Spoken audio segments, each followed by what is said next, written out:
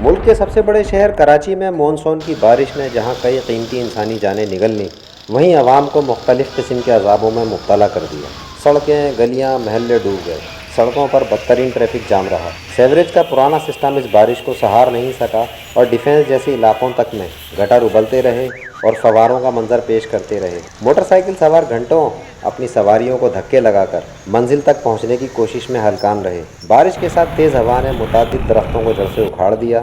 بارش کا چھینٹا پڑنا اور کے الیکٹرک کی بد انتظامی یہ لازم و ملزوم تصور کیے جاتے ہیں۔ سو حسب معمول کے الیکٹرک کے 200 سے زائد فیڈر ٹرپ کر گئے اور متعدد علاقوں میں بجلی طویل دورانیے کے لیے غائب ہو گئی۔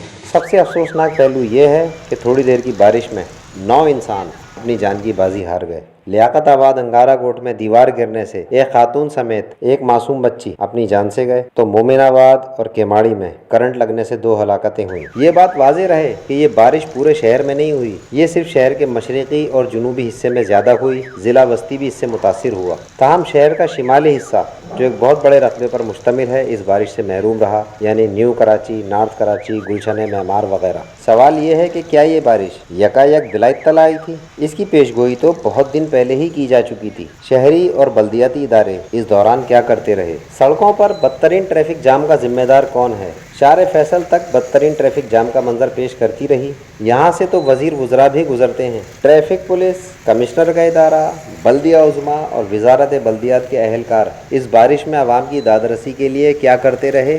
میڈیا پر یہ خبریں ڈھونڈنے سے بھی نہیں ملی۔ کراچی ملک کو سب سے زیادہ ٹیکس دینے والا شہر ہے۔ خدا را اس کے انفراسٹرکچر کو بہتر بنانے کے لیے ہنگامی بنیادوں پر اقدامات کیے جائیں، ورنہ عوام کا پیمانہ صبر تو لبریز ہو چکا ہے۔ یہ کیفیت کسی بھی روز کسی بڑے حادثے کو جنم دے سکتی ہے۔ کیمرہ مین رضوان علی کے ساتھ حریرہ احمد، جسارت نیوز، کراچی۔